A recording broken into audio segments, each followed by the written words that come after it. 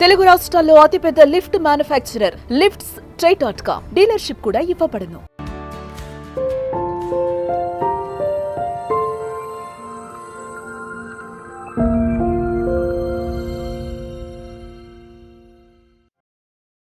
ఇంట్లో 5 పిల్లలుంటే సందడి సందడిగా ఉంటుంది. ఈ 5 పిల్లల్లో ఎవరు ఎక్కువ అల్లరి చేసేవాళ్ళు?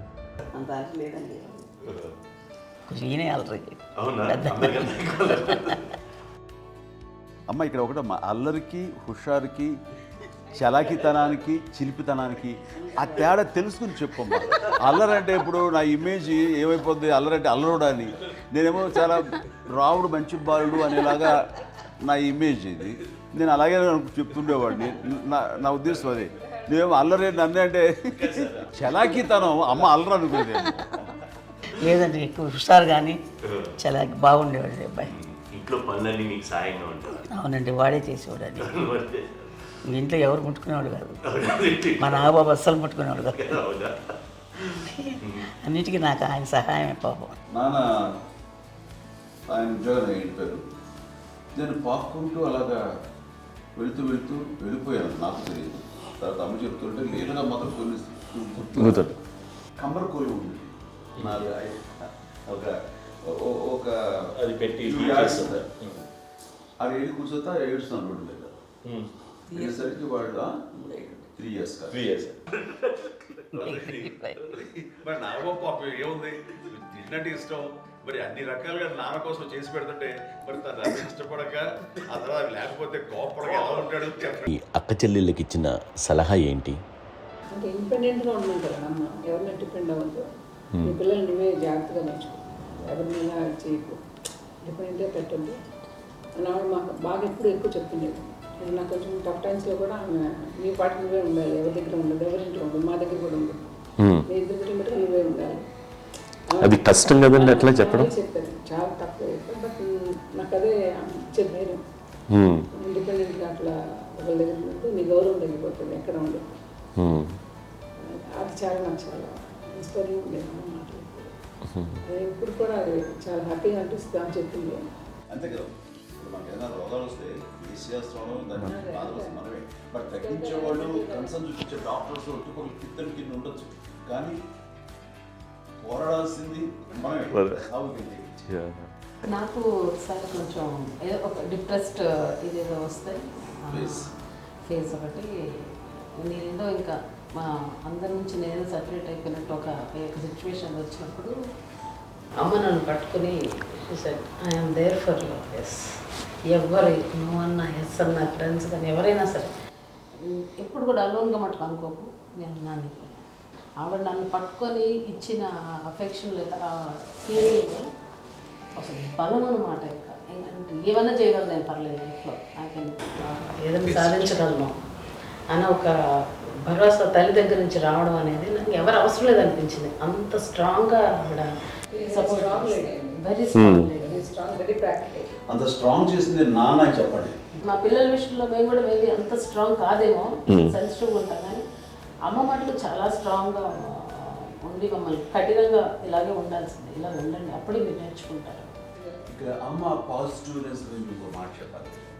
అంటే తన బిడ్డలకే కాదు, ఈ రోజున మా రెండో పాప శ్రీజ కూడా తనకి లైఫ్ చిన్న చిన్న డిస్టర్బెన్స్ వచ్చింది. ఆ టైంలో కూడా తను ఏముందంటే అప్పుడు నాన్నమ్మ దగ్గరికి వెళ్ళాను, తను ఇచ్చిన భరోసా, తను ఇచ్చిన మాట వెళ్ళలేని ధైర్యం వచ్చింది నాకు. నాన్నమ్మ దగ్గర ఎప్పుడు కూర్చోస్తాడు అప్పుడే పాజిటివ్ ఫీలింగ్ వస్తుందని నాతో షేర్ చేసుకుంటాను. తను మాతో చెప్తుంటే అనిపిస్తుంది, కరెక్ట్ అమ్మ, ఏం పర్లేదమ్మా, లైఫ్ అంటే ఒకరితోనే అయిపోదు. ఆ ఒక్కరి వల్ల వాళ్ళ ఇన్ఫ్లుయెన్స్ తోటో వాళ్ళు మన మీద నియంత్రించడం కానీ మన బాధల్ని వాళ్ళు చేయడం అవుతాం. జస్ట్ నువ్వు నీ గురించి నీ మనసులో ఏదనిపిస్తే, నీ గుడ్ ఫీలింగ్ ఏది వస్తుందో ఆ ఫీలింగ్ ప్రకారం వెళ్ళిపోదు. అంటే ఆ జనరేషన్ పీపుల్ ఎక్స్పెక్ట్ చేయం అలా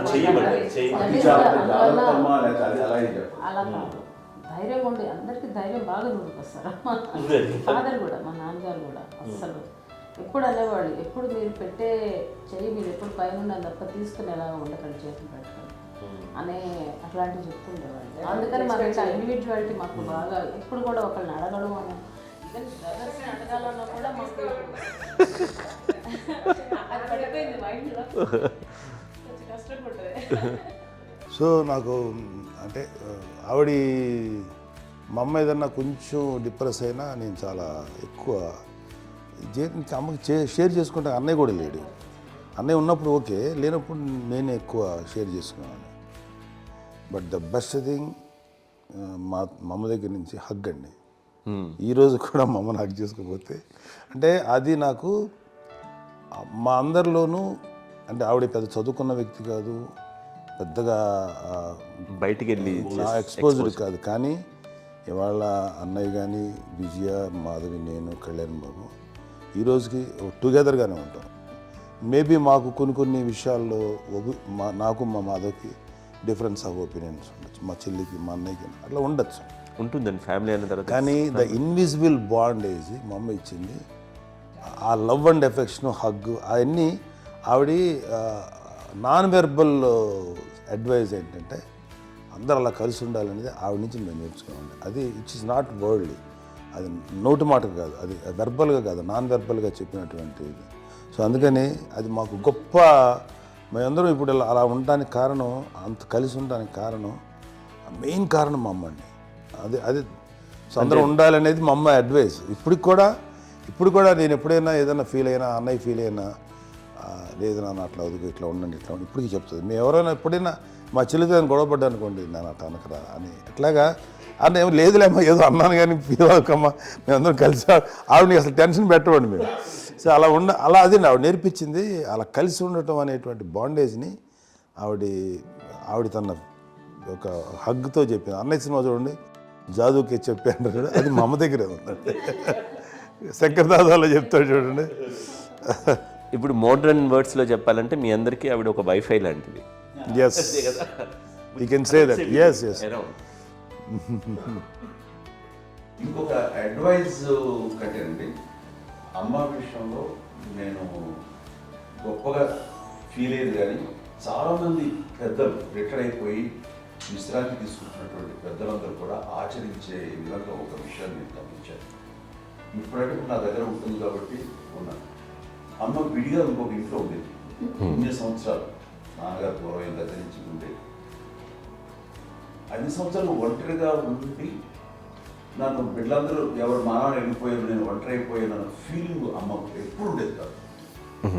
తర్వాత బిడ్డలు వాళ్ళ టైం బట్టి వచ్చి చూసుకుంటే సరిపోతుంది. అది వారమా, నెలక, 2 నెలక, అసలు ఒకసారి రాలేని పరిస్థితిలో ఉంటుంది. 5-6 నెలల పాటు ఇదే ఊళ్ళో ఉండి పక్క విధుల్లో ఉండి, ఎవరి పనులు వాళ్ళు బిజీగా ఉండి, ఎవరి షూటింగ్ వాళ్ళు బిజీగా ఉండి, ఎవరి ప్రొఫెషన్లో వాళ్ళు బిజీగా ఉండి, ఎవరి ప్రొఫెషన్లో వాళ్ళు బిజీగా ఉండి, తన సంసారం తను బిజీగా ఉంటాను అనుకోసరి అమ్మ ఏమి ఫీల్ అయ్యేది కదా, ఏంటమ్మా రావట్లేదు, అసలు పట్టించుకోవట్లేదు ఏంటి అంటే, అంతేలేమ్మా అని ఇలాంటి నిరసన మాటలు కానీ, ఈసరింపు మాటలు కానీ, లేకపోతే న్యూనతాభావం కానీ ఇలాంటివి ఎప్పుడు అమ్మకు లేవండి.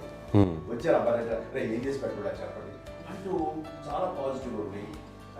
ఇప్పటికీ కూడా తను సపరేట్ ఇచ్చిండు మా ఇంట్లో, ఎంతో అడుగులు వేరు ఇచ్చింది. ఎందుకంటే అమ్మకి మోస్ట్ స్ట్రెస్ బస్టర్ వచ్చేసినా, లేకపోతే ఏదో రిలీఫ్ ఏంటంటే తన కిచెన్లో కూర్చొని వండుకు తినడం, వండి అందరికి పెట్టాం. ఇప్పటికీ కళ్యాణ్ బాబు అక్కడక్కడ తిరిగేసి, ఎక్కడెక్కడో చేసి, నిరసన చేసి, అన్ని రకాలుగా చేసి వస్తే అమ్మకి చాలా జాలి. ఆడేదో ఇంక మేము గుడ్లో కష్టపడుతున్నాం కానీ ఆడి ఎండలో వెళ్ళేదో మీ టీవీలో వాటిలో అది ఎక్కువగా చూపించేసరికి వాడే కష్టపడతారు, మేము కష్టపడలేదు ఫీల్ అమ్మకి. అందులో వాడు రాగానే ఎలా వచ్చావా అని అమ్మ ఎక్కడ కళ్యాణ్ బాబు అంటే ముందు అమ్మను కానీ ఎక్కడ కళ్యాణ్ బాబు తను ఎక్కడ ఉంటాడు, ఏ ఉంటాడు తెలుసు. అది తెలిసిన తర్వాత ఎక్కడ తను వాడికి ఇష్టమైన బిర్యానీ అవి చేసి చక్కగా పంపించి అన్నీ చేస్తుంది. అట్లాగా బిడ్డలకి పెట్టడమే తప్ప బిడ్డల నుంచి ఈ వయసులో ఎక్స్పెక్ట్ చేయడం లేకపోగా కొంచెం పట్టించుకోవట్లేదు అనే ఒక న్యూనత భావంలోకి వెళ్ళిపోయి సైకలాజికల్ డిప్రెస్ అయ్యే మదర్ మాత్రం కాదు. ఆ రకంగా మాకందరికీ భరోసా. మేము కూడా పెద్ద అయినా బిడ్డలు వాళ్ళ ప్రవృత్తి ఉద్యోగరీత్యాల వాళ్ళ వృత్తిరీత్యా వాళ్ళు దూరం అయిపోయి మనల్ని చాలా కమ్యూనికేషన్ గ్యాప్ వచ్చినా సరే బిడ్డలు నాకు దూరం అయిపోయి పట్టించుకోవట్లేదు. ఇలాగే చూసావా వెళ్ళి ఎంత ఇదిగా వదిలేయేవాళ్ళు గురించి ఇప్పుడు ఏమైపోయాను అని ఇంత కించెం బాధపడలేదు వాళ్ళకి అంటూ నెగిటివ్ సైడ్ ఆలోచించే విధానం లేనే లేదు. అది మా అందరికి ఎంత కంఫర్టబుల్ అంటే అంత ఎంత కాదు. చూసుకోకపోతే మాధవ్ చూసుకుని మాధవ్ లేకపోతే నాగబాబు వెళ్తుంటాడు కడియడం వల్ల మా విజయ్ చూసుకుంటున్నది సరే నాకు కళ్యాణ్ బాబు తను చూసుకుంటుంటాడు. ఇలా ఎవరో కూడా వెళ్తూ ఉంటాం. అమ్మ మాత్రం అది వెరీ గుడ్ హెల్దీ. నేను చాలా మంది తల్లిదండ్రులు చూశాను, అవును, వాళ్ళు చాలా ఇబ్బంది పడుతూ ఉంటారు. పట్టించుకోవడం మేము అర్థం చేసుకోగలము కానీ వాళ్ళు వస్తే బాగుంటుంది కదా అని. అనేది ఉంటుంది, ఫీల్ అవుతారు. అవును, అలాంటి ఫీలింగ్ ఏం లేదు. పైగా బిడ్డలు వస్తే వాళ్ళకి ఏం చేసి పెట్టాలా అనే ఆలోచన ఉంటుంది. అది వెరీ హెల్దీ, చాలా మంది ఆచరించాల్సిన గొప్ప విషయం అనుకుంటాను. చిన్నప్పుడు అన్ని ఆనందాలేనా, మర్చిపోలేని దుఃఖాలు కూడా ఏవైనా ఉన్నాయా? అమ్మ చెప్పాలంటే ఓపికకి, గృహిణిగా తన బాధ్యతలు నిర్వర్తించడానికి అండ్ అన్ని రకాలుగా టేకింగ్ కేర్, దీనికి ఒక మంచి ఉదాహరణ నేను చెప్పగలను. అది తలుచుకున్నప్పుడు నాకు చాలా ఉద్యోగంగా ఉంటుంది, నాకు చాలా కంటితలు వచ్చేస్తుంది. అమ్మకి మేము 5 బిడ్డలు అండ్ పురిట్లోనూ 1 year పెరుగో 2.5 years పెరుగో 3 బిడ్డలు చనిపోయారు.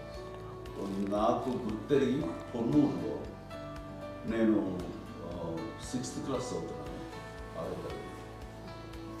అప్పుడు రమణ అనే ఒక అమ్మాయికి 2 years. రమణ అంటే మా ముగ్గురు మా ముగ్గురికి కంటే పెద్దది, మా కంటే పెద్దది, కళ్యాణ్ బాబు కంటే పెద్దది, మాకంటే మధ్యలో పిల్ల. తనకి అప్పట్లో మా నాన్నగారు ఉద్యోగరీత్యా క్యాంపుకి వెళ్ళిపోతుండేవారు. ఏమి ఉంది నాన్న చెప్పాలంటే ఫుడ్లో కష్టపడేవారు, ఇంకా నాన్న చెప్పినట్టు నాగో చెప్పినట్టు. కానీ ఇంటి బాధ్యత, ఇంటి పనులు, రోగాలు వచ్చినా రుచులు వచ్చినా హాస్పిటల్కి తీసుకెళ్ళాలట, ఏదైనా సరే అమ్మే పడేది.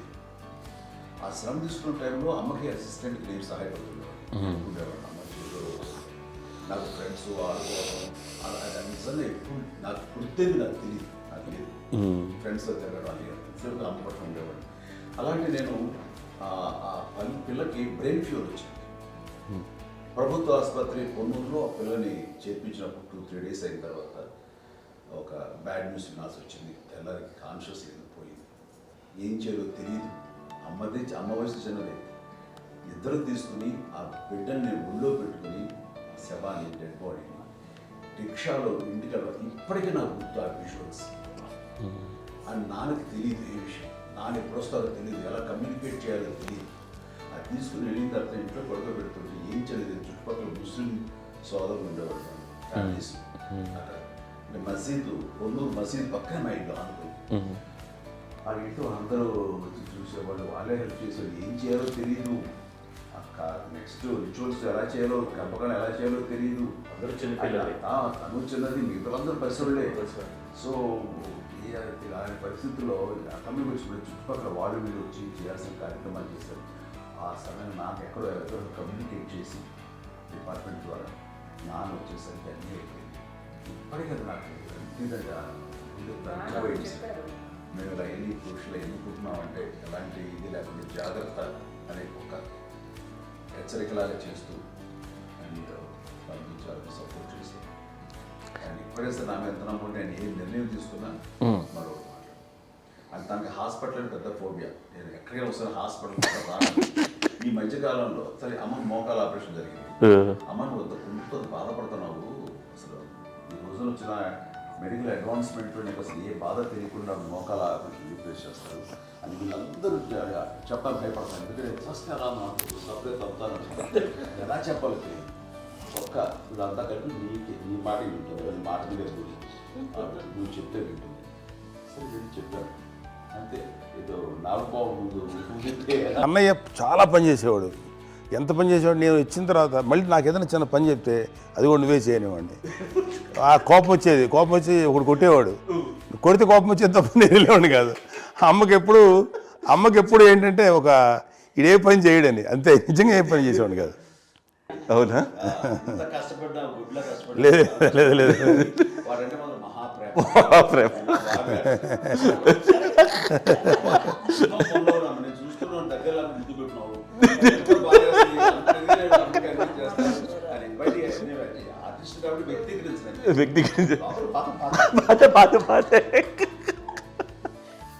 చిన్నది కాబట్టి చివరిది కాబట్టి తనంటే బుద్ధండి. నేను పెద్దోడు కాబట్టి నేను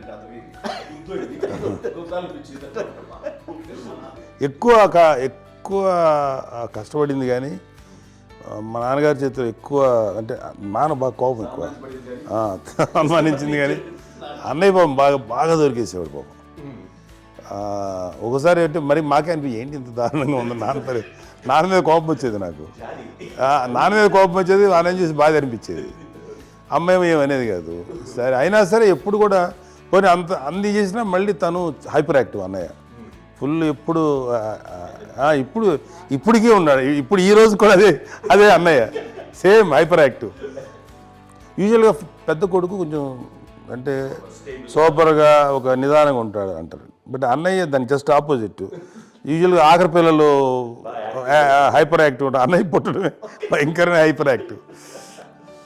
ఒకప్పుడు అమ్మాయిల్ని ఎక్కువగా బయటికి పంపించేవాళ్ళు కాదు, అబ్బాయిల మీద కూడా అనేక ఆంక్షలు ఉంటూ ఉండేవి. మీ పిల్లల్ని అలా ఆంక్షల మధ్య పెంచారా, లేకపోతే పూర్తి స్వేచ్ఛనిచ్చారా? అంటే మాకు మా నాన్నగారు కానీ మా అమ్మగారు కానీ మాకన్నా చాలా బ్రాడ్ మైండ్ ఉన్న వ్యక్తులండి. ఎందుకంటే పిల్లలు ఎక్కడన్నా బయటికి వెళ్తే ఇప్పుడు మేమైతే భయపడిపోతాం.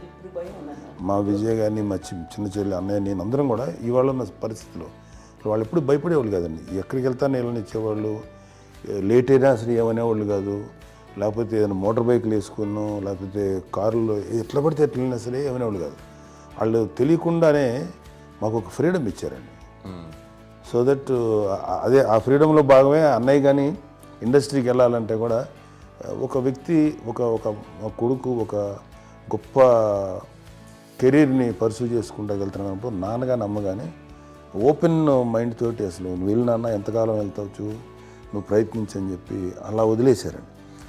అన్నయ్య కూడా ఏంటంటే మోస్ట్ రెస్పాన్సిబుల్గా వెళ్ళి చాలా మేజర్ అమౌంట్ అన్నయ్యకి కూడా పెద్ద అమ్మకు వందలు ఇచ్చేది కాదు. కరెక్ట్గా ఆ ఇన్స్టిట్యూట్లో చదువుకునేటప్పుడు ఎంత ఇవ్వాలో కరెక్ట్గా ఇచ్చేది. తనకి ఎక్స్ట్రా ఖర్చు పెట్టుకుంటే అంటే అట్లా ఉండేది అంతే కదా. అంత జాగ్రత్తగా అన్నయ్య కూడా అంత రెస్పాన్సిబిలిటీగా రిసిప్రోకేట్ అయ్యి చేసి అందువల్ల మా అమ్మ నమ్మకం మా అమ్మగారి మా నాన్నగారి నమ్మకాన్ని అన్నయ్య ఎప్పుడు అది వాడు ఇంత నమ్మకానికి 10 times ఇచ్చాడు. ఏ వయసెస్ వైపు కానీ ఏ అలవాట్ల వైపు కానీ ఎందులో ఇండల్జ్ అవ్వకుండా నాకు నేనుగా నియంత్రించుకుంటూ సరైన మార్గంలో వెళ్ళేలాగా నాకు వెళ్ళడానికి లోపల ఆ స్ట్రాంగ్ థాట్ అడగగానే వాళ్ళు రెసిస్ట్ చేస్తే ఇచ్చాను ఆపేశారు అని ఏదో చిన్న రిలక్టెంట్ ఫీలింగ్ ఉంటుంది. వాళ్ళ మీద చిన్న కోపం నిరసన ఉండేది. వాళ్ళు అలా లేకపోవడానికి వాళ్ళు వెంటనే అడిగిన వెంటనే జాగ్రత్త అనే నిర్ణయం నీది, కానీ జాగ్రత్త అని హెచ్చరిక చేయడంతో నాకు మరింత బాధ్యత తిరిగి గుర్తు తిరిగి నేను నడుచుకుంటూ వెళ్ళాను. కాబట్టి అది నాకు ప్లస్ అయింది వాళ్ళ దగ్గర. అంటే మదర్ అంటే తల్లి అనే కాదు, మదర్ ఫిగర్ ఫీలింగ్ ఎవరిచ్చినా సరే అది నానైనా తల్లితో సమానం అనుకుంటాను. నాకు చెప్పినట్లుగా అట్లాగా అలిసిపోయి వచ్చిన నాకు కాళ్ళు నొక్కుతుంటే నాకు భయం వేసేసేది. ఆ తర్వాత పడుకో గదవాయించేవాడు, అది కూడా కోపం. అంటే ఉదాహరణ అంటే మళ్ళీ అదే నాకు తిడతారు, ఎందుకు కాదు పడుకుని ఎక్కడ నిద్ర వస్తాయండి నాన్న అంటే. సో ఆ రకంగా నాన్న తన ప్రేమను చూపిస్తుంటాను. ఆ తర్వాత గోండా టైంలో కూడాను నేను ట్రైన్ కింద వెళ్తుంటే నాన్న అక్కడే ఉన్నారు, రాజమండ్రి దగ్గర ప్రాంతంలో. ఆయన చాలా కోపం చేస్తుంది, ఇలాంటి చేస్తుంటావు నువ్వు, ఏదైనా అయితే ఏంటి అనేది చెప్పి ఏం పర్లేదన్నా ఏమవుతుందో అన్ని రకాల సేఫ్టీ అన్ని రకాల జాగ్రత్త చూసుకున్నాం. ఈ రోజు ఉన్నది సేఫ్టీ అప్పుడు లేదు. అయినా సరే రేపు పొద్దున నీ కొడుకులు ఇలాంటి పరిస్థితులు నీకు తెలిసి వస్తారు అప్పుడు అనేవాడు. ఎన్నిసార్లు ఆ మాట అనేవాళ్ళు. నాకు నిజంగానే మగధీర టైంలో గుర్రం ఎక్కుని ఆ రోడ్డు మీద పడిపోయేది అని అన్నప్పుడు నాకు ఆ ఫస్ట్ టైం ఆ ఫీలింగ్ కలిగింది. అలాగే పీటర్ హెయిన్స్ అనేవాడు ఫస్ట్ మగధీరలో జంప్ చేస్తారు, మోటార్ బైక్ జంప్ చేసినప్పుడు ట్రైల్లో పీటర్ హెయిన్స్ అంత హైట్ నుంచి 20 feet 25 feet హైట్ నుంచి పడిపోయి మొత్తాన్ని బోన్స్ని ఇరగొట్టుకుని వాడు 7 నెలల పాటు వాడు ఇరప్పుడు హాస్పిటలైజ్డ్. అది వీడైతే ఏమో తలుచుకుని భయం వేసేసేది. అప్పుడు నాన్న గుర్తుకు వచ్చేవాడు, ఓహో వాళ్ళ టెన్షన్ ఇంతే లేదు, మనకి మన కొడుకు వస్తే తెలియదు ఈ మాట నాన్న ఎప్పుడూ అన్నారని అనిపిస్తుంది. Sweet memories my. అత్త కోడళ్ళ మధ్య అనుబంధం ఎలా ఉంటుంది? సురేఖ్ గారితో మీకున్న అనుబంధం గురించి చెప్తారా? మాకండి కోడలు కాదండి, నా కూతురండి. మీది ఒక అందమైన ఉమ్మడి కుటుంబం, అందరూ కలిసి ఉంటారు. ఇంత ఆనందంగా ఉండడానికి కారణం ఏంటి? దీనికి పునాది ఎవరే వేశారు? మా నాన్నగారి క్వాలిటీ నేను ఎగ్జాంపుల్ చెప్పగలను. అమ్మ వాళ్ళ ఇంట్లో పెద్దది, వాళ్ళ నాన్నగారు అంటే మా తాతయ్య గారు ప్రొహిబిషన్ డిపార్ట్మెంట్లో సిఐగా ఎస్ఐగా చేశారు. ఏదో మా ఇన్స్పెక్టర్ సిఐ చేసి ఆయన కాలం చెందారు. చాలా ఎర్లీగా 48 years చచ్చిపోయారు. 40 చచ్చిపోయారు. 40 దాదాపు 40 సరిపోతే ఆయనకి అప్పటికి అమ్మ కాకుండా 4 బిడ్డలు. అమ్మ తర్వాత అబ్బాయి తర్వాత ముగ్గురు ఆడపిల్లలు. వాళ్ళు ఏంటంటే రాకరావిడి నాగబాబు కంటే కూడా చిన్నవాడు. అది ఆ వయసు అంత చిన్నవాడు. అమ్మ మా పిన్నమ్మని నాకంటే చిన్నవాడు. అలాంటి పిన్నమ్మల్ని ఆయన వీళ్ళ నాగ చనిపోయిన తర్వాత తన ఫ్యామిలీ అంతగా నాన్న పెంచారు. నాన్న కూడా అరాపురా శాలరీ మీద బతికేదే తప్ప కూడా కాదు. సో తనకు మిగిలిన దాంట్లో మళ్ళీ ఆ ఫ్యామిలీని చూసుకోవడం, మా అమ్మమ్మని చూసుకోవడం, వాళ్ళ మంచి చెడు చూసుకోవడం. వాళ్ళకు ఇల్లు మాత్రం ఉంది మొగల్తూరులో. ఆ ఇంట్లో వాళ్ళు అద్దెకు వస్తే ఆ కొంచెం డబ్బు నానిచ్చే డబ్బు, అక్కడ పొలం కొనిచ్చారు. ఆ పొలం ఇచ్చే డబ్బుతోటి అంతా బాగా చూసుకోరు తన ఫ్యామిలీ లాగా. కాబట్టి నాన్న ఫస్ట్ సూత్రధారి. అమ్మ కూడా ఫ్యామిలీ బాండింగ్, టుగెదర్నెస్ అనేది స్ట్రాంగ్గా ఉండటానికి నాన్న ఏర్పాటు చేసినటువంటి బీజం. అది అమ్మ కంటిన్యూ చేస్తుంది. మేము ఇవన్నీ చూసి మేము నేర్చుకుని మేము టుగెదర్ అట్లాగా ఉంటాం. అందునే we are very rich in terms of emotional bonding. ఇప్పటికే ఎవరికి ఏ కష్టం వచ్చినా, ఎవరికి ఏది ఇబ్బంది వచ్చినా సరే మొత్తం అందరం గుమిగూడిపోతాం. ఏ లెవెల్గా వెళ్ళిపోయి మోర్ సపోర్ట్ చేస్తాం. అంటే వీ డోంట్ ఎక్స్పెక్ట్ ఇంకే అంత చేయకూడదు. ఎస్, ఒకరినొకరు భరోసా. అది మా ఫ్యామిలీ మేము వెరీ స్ట్రాంగ్ అని చెప్పాలి. పెద్దవాడు కాబట్టి అవకాశం నాకు వచ్చింది కాబట్టి అమ్మ, ఇది ఎప్పుడు ఎవరు కొన్ని విషయాలు నాగబాబు సపోర్ట్గా ఉంటాడు. నాగబాబు ఉండి వాడు ఉంటే భరోసా. అలాగే ఆడపిల్లలు. మీ అందరిలోనూ అమ్మని ఎవరు ఎక్కువ జాగ్రత్తగా చూసుకుంటారు? ఎందుకంటే ఎగ్జాక్ట్లీ మేము కూడా గమనించలేని సున్నితమైనటువంటి ఇష్యూస్ లైక్ హెల్త్ విషయం కానీ, అమ్మ మూడు కానీ, అన్నయ్య ఎంత క్యాజువల్ ఎంత బిజీ ఉన్నా ఒక అమ్మాయి ఉంటుంది. అలాగే చాలా చిన్న చిన్న విషయాలు కూడా చాలా మెడికల్ ఇంట్రెస్ట్. అందుకని మాకు అన్నయ్య ఉన్నాడు, అన్నయ్య దగ్గర ఉంది అమ్మ అంటే ఇంకా ఎక్కువ రిలాక్స్ అయ్యాను. అన్న దగ్గరికి వచ్చాక మేము అందరం చాలా కంఫర్ట్ అయిపోయాం. ఎప్పుడు ఎవరు కొన్ని విషయాలు నాగబాబు సపోర్ట్గా ఉంటాడు. నాగబాబు ఉండి వాడు ఉంటే భరోసా. అలాగే ఆడపిల్లలు ఇట్లా ఒకరినొకరు అండి కాంప్లిమెంటింగ్ టు ఈచ్ అదర్ అండి. అది ఒక్కరు కాదండి, అది వాళ్ళు ఆమె చూపించే ప్రేమగా నేను చెప్పగలను. కానీ బట్ దీని అందరూ సూత్రధారి నాన్న తర్వాత అది అమ్మ మెయింటైన్ చేస్తుంది. ఇప్పుడు అమ్మ నా ఇంట్లో ఉంది అంటే మనవాళ్ళు వస్తారు, మనవాళ్ళు వస్తారు, ఆడబిడ్డలు వస్తారు, వీళ్ళ బిడ్డలు వస్తారు, ఇల్లు ఎప్పుడు కలకలాడతారు అమ్మ. అది మేమందరం ఆచరిస్తుంటాం పండగలకి, పబ్బాలకి. అది నిన్న మొన్న నాగబాబు వచ్చి చాలాసేపు కూర్చున్నాడు. నేను ఇంట్లో లేకపోయినా వచ్చి నాగబాబు కూర్చొని టైం స్పెండ్ చేసి వెళ్ళిపోతుంటాడు. అలాగే చెల్లెలు ఇద్దరు ఆల్మోస్ట్ ఎవ్రీడే మాత వస్తుంటుంది, తను కూడా వస్తుంది. నిన్న సాయంత్రం కూడా వచ్చి ఉంటుంది. అమ్మా మధ్యాహ్నం వచ్చి కదా వచ్చి ఇక్కడే భోజనం చేసుకుని అలా ఉంటుందండి. ఈ తరం వాళ్ళకి మీరు ఇచ్చే సలహా ఏంటి? ఎక్స్చేంజ్ ఉంటే బాగుంటుందండి. పిల్లలు తల్లి కలిసి ఇంకా అక్క చెల్లెలు తమ్ముడు అందరూ కలిసిమెలిసి ఉంటుంది. అన్నీ అంతా సంసారం నిలబడుతుంది. లేకపోతే ఏముందండి ఇక్కడ వెళ్ళిపోతారు, విడిపోతే ఎక్కడే పడవాలి అంతే. ప్రేమలు ఇప్పుడు లేవండి, తగ్గిపోయాయి. మెకానికల్ చాలా మటుకు ఏదో ఇంకా వాళ్ళ పనులు చేసుకోవడం ఏదో జరిగిపోతూ ఉంది అనుకోండి. అంత ప్రేమలు ఎక్కడ లేవండి ఇప్పుడు ఈరోజు. అంటే ఒకప్పుడు ఒకళ్ళకి ఇంకొకళ్ళు భరోసాగా ఉండేవాళ్ళు. అంటే అందరూ కలిసి సపోర్ట్గా ఇది చేయడం. ఎందుకంటే వీళ్ళ పెద్దనాన్నగారి పిల్లలు కూడా ఆయన చూసేవారు. మా నాన్నగారు అన్నయ్య గారు నాన్నగారు వాళ్ళ బిడ్డలు కూడా వాళ్ళ ఇక్కడే బిడ్డలు ఉన్నారు. నేనే పెళ్లి చేశాను. వాళ్ళు కూడా అమ్మే, వాళ్ళ ఆడపిల్లలు కూడా అమ్మే. పెళ్లి చేశాను, ఇద్దరు పిల్లలు. చూడండి, నాన్న ఎట్లయితే తన చెల్లెలు చూసుకున్నారో అట్లే నాన్న తరపు అమ్మగారి పిల్లలు వాళ్ళు చనిపోయారు చెల్లి గారి, వాళ్ళ బిడ్డలకి పెళ్లిళ్ళు, పేరెంటాలు అన్నీ చేసింది అమ్మాయి. అమ్మ అలా చేసింది కాబట్టి అది మాకు మార్గదర్శకం ఉంది. ఇప్పటికీ వాళ్ళు కొంచెం ఒక మాదిరి పరిస్థితి ఉంటే వాళ్ళకి ఇల్లు కూడా పెట్టడం కానీ వాళ్ళకి తగిన సహాయం కనుక ఎవ్రీ మంత్ మా పెదనాన్న గారి అమ్మాయి వాళ్ళు ఆల్మోస్ట్ 70 వాళ్ళకి ఎవ్రీ మంత్ మా ఇంటి నుంచి ఓ మొత్తం వెళ్ళిపోతాం 10,000-15,000 ఎన్నో సంవత్సరాలు పోతాను బ్యాంక్ ఫస్ట్. అదంతా కూడా మా పెద్దలు వచ్చింది. వాడు కూడా వచ్చి అమ్మని అంతా ప్రేమలో చూస్తారు, ఇష్టంగా చూస్తారు. అమ్మ ఇందాక చెప్పినట్లు ఇచ్చే మెసేజ్ ఏంటి అన్నది అమ్మ మాటలో చెప్పాలంటే, బంధాలు బాంధవ్యాలు అన్నది ఎనలేని ఆస్తిపాస్తులు. సో ఎలాగైతే డబ్బు ఎంత సంక్రమించింది, ఎన్ని ఆస్తులు వచ్చాయి ఫిజికల్గా అనే దాని మీద కంటే కూడా ఇవి ఆస్తిగా తీసుకుంటూ దీన్ని విలువ ఎరిగి, గుర్తెరిగి, దాని ప్రభావం తెలుసుకుని అది కనుక మనం ఇచ్చిపుచ్చుకుంటే ఫ్యామిలీలో అంటే దాన్ని మించినటువంటి గొప్ప సంపద ఇంకోటి. కష్టాలు వచ్చినప్పుడు డబ్బు తీరుస్తుంది కాదండి, కష్టం వచ్చినప్పుడు ఒక భుజం తీరుస్తుంది, ఒక చేయూత తీరుస్తుంది. అది మన బ్లడ్ రిలేషన్ మనలో మనకి అది ఉండటం అనేది అదృష్టంగా ఫీల్ అవుతాం. అంటే ఒకసారి అమ్మ చూసి నాకు ఎందుకు అనిపిస్తుంది అంటే, అది ఎవరి ద్వారా అనుభవించడానికి తన ఆ చెట్టు కొమ్మలమే కాబట్టి ఆ చెట్టుకే మనం ఆపాదించాలి.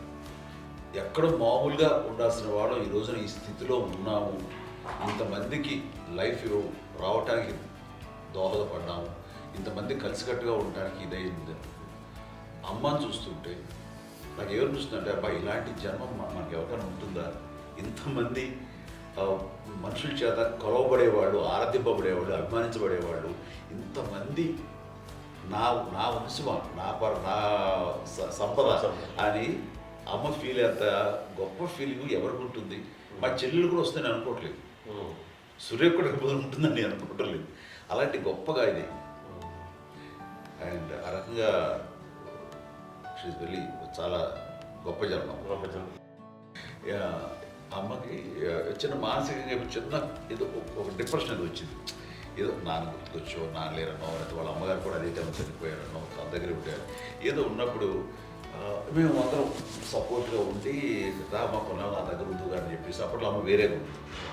ఉన్నప్పుడు ఒకటే మాట, అమ్మ నీలాంటి గర్భం అంటే అంజనమదే గర్భం అని బయట ఎన్నోసార్లు నా ఫ్రెండ్స్ కానివ్వండి, బయట కానివ్వండి, కొన్ని సందర్భాల్లో మీటింగ్లో కానివ్వండి, స్పీచెస్లో కానీ అన్నవాళ్ళు ఎంతోమంది అన్నారు. వాళ్ళ మాట అంటే రీజన్ తెలుసా నీకు? కోటాను కోటల్లో ఎంతమంది తల్లులకు నీకు వచ్చిన అదృష్టం, నీకు లభించినటువంటి గౌరవం లభిస్తున్నాను. బిడ్డలు ఎంతోమంది చేత కొనియాడబడుతున్నారు, ఎంతోమందికి సహాయపడుతూ ఆ రకంగా వాళ్ళందరి యొక్క ఆశీస్సులు పొందుతున్నారు. కానీ ఎంతోమందికి నిరంతరం హెల్ప్ చేస్తూ వాళ్ళ ఇది చూసుకుంటున్నారు. అవి ఆ భగవంతుడు మీరు చేస్తున్న పూజలో ఉన్న ఆ భగవంతుడు మన నెక్స్ట్ తరాలకు కూడా మనకి ఇలాంటిది వారసత్వంగా ఇస్తూ అదే రకంగా కొనసాగించేలాగా మాకు అదృష్టం ఇచ్చారు. ఇంతమంది ఎవరు నీ నుంచి వచ్చిన వాళ్ళే, నీకు నీ ఎంత గొప్ప గర్భం, ఎంత గొప్ప జన్మ నీది. అలాంటిది నువ్వు ఇలా అవటమేంటి? ఎంతసేపు ఇది హై లెవెల్లో ఉండాలి నీ ఫీలింగ్స్గా నువ్వు కానీ. అంతే నువ్వు ఇలాగా కుంగిపోవడం ఏంటమ్మా అని చెప్పినప్పుడు నిజమే కదా, నేను అవటం ఇది నీది కాదు, నాది కాదు, నువ్వు నమ్ముకున్న భగవంతుడు నీకు ఇచ్చింది అనుకుంటావు కదా. నువ్వు ఆ భగవంతుడి కృతజ్ఞత తీర్చుకోలేక ప్రతిరోజు ఆయన ధ్యానించు, ఆయన పూజలో ఉండు, నీకు ఆయనే ధైర్యం ఇస్తాడు. అంతేగాని నువ్వు నెగిటివ్ సైడ్ ఆలోచించకమ్మా. మా అందరికీ పాజిటివ్నెస్ ప్రివైల్ చేసిన దానివి, ఇచ్చిన దానివి, అందించిన దానివి. అలాంటి నువ్వు నెగిటివ్ వైపు వెళ్ళిపోకూడదు అంటే అంతే, మళ్ళీ అటుపక్క ఎప్పుడు గెలలేదు. ఆంజనేయ స్వామి భక్తి ఆయనలో ప్రవేశపెట్టి చెప్పాలంటే ఆయనకి నేను నమ్మిన దేవుడు ఇంట్లో నేనే ఇంటర్వ్యూస్ చేశాను. నానంత ప్రగాఢంగా నమ్మి ఆయన దానివల్ల లబ్ధి పొందారు. ఆయన అందులో మమ్మల్ని మించిపోయిన స్టేజ్కి వెళ్ళిపోయారు. ఆయనతోటి ఆంజనేయ స్వామితో ఇంటరాక్ట్ అవుతూ అట్లా ఆయన నమ్ముకుంటుంది. ఆయన నానంటారు అంతా నా గురువు, నా పెద్ద కొడుకే అంటారు, పెద్దోడే.